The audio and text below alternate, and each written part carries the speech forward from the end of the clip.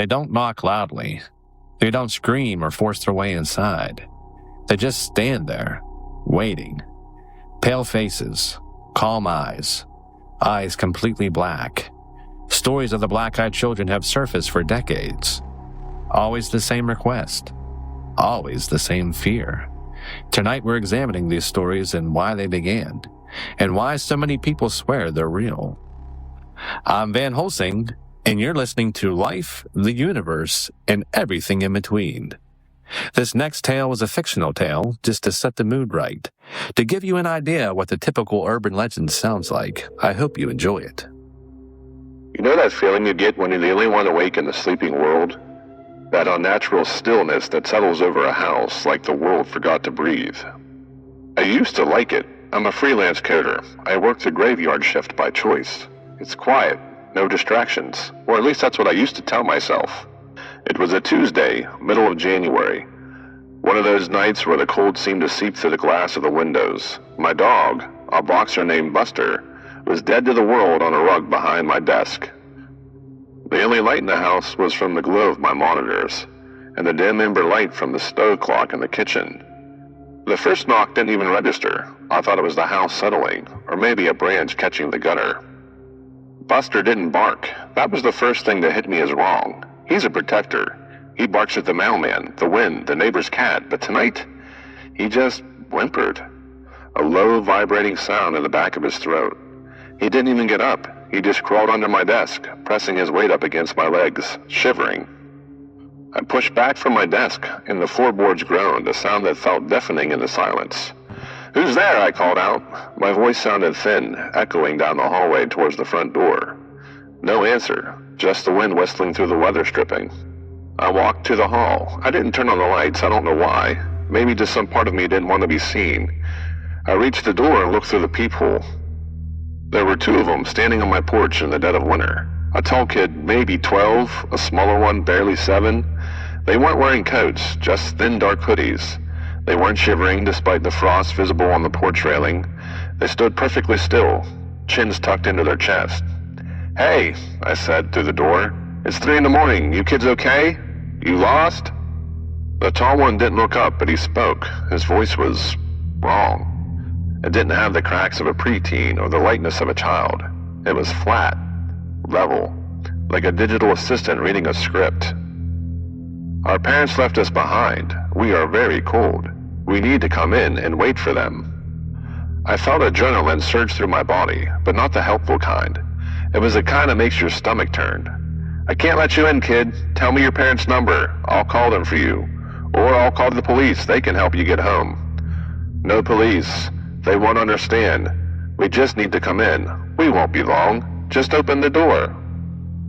He took a step closer. The movement was fluid, almost mechanical. He tilted his head back, and the porch light, the one I forgot was even on, hit his face. Now, I've seen a lot of things, but I wasn't prepared for that. His skin was pale, almost like damp paper. And his eyes, they weren't eyes. They were two holes of pure, ink black darkness. No whites, no pupils. Just a void that felt like it was pulling the air out of my lungs. "Let us in. We can't come in unless you say we can. Please. It's so cold out here." The younger one looked up then too. Same eyes, same empty, predatory stare. A wave of nausea hit me. My head started to swim. It was like a physical force was pushing against the door, trying to coax the lock open. My hand actually reached for the deadbolt. My fingers brushed the cold metal. "Just open it," a voice in my head whispered. "It's just 2 kids. Don't be a monster. Let them in." Buster let out a sharp, pained yelp from the hallway behind me, and the sound snapped the spell. I pulled my hand back like the lock was red hot. "No," I barked, my voice cracking. "Get off my porch. Now. I'm calling the cops." The tall one's face didn't change, no anger or fear, just a blank, terrifying emptiness. "You are making a mistake. We are very hungry. You should have let us in." He leaned his forehead against the door. I could hear the faint thud of his skull hitting the wood. He didn't knock again. he just stood there, leaning his weight into my house. I backed away. I didn't go for my phone. I went to the kitchen and grabbed the heaviest knife I owned, then retreated back to the office with Buster. We sat in the dark, staring at the door to the hallway. I waited for the sound of breaking glass, for the door to be kicked in, but it never happened. I sat there for 3 hours until the sun started to gray the horizon. When I finally worked up the courage to check the front door, it was bolted shut. I looked through the peephole. The porch was empty. I opened the door, my heart hammering through my ribs. There were no footprints in the light dusting of frost.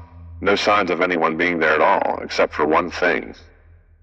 Right at eye level in the glass of the storm door, there were 2 sets of handprints. Smudgy, oily marks where the kids had been leaning. But they weren't the size of children's hands. They were long. The fingers were too thin, with too many joints. I scrubbed the glass until my hands bled, but I can still see the outline when the sun hits it in a certain way. I don't work the night shift anymore, and every time I hear a knock, even in the middle of day, I don't look through the peephole. I just keep walking, because I know they're still out there, and I know they're still waiting for someone to say yes.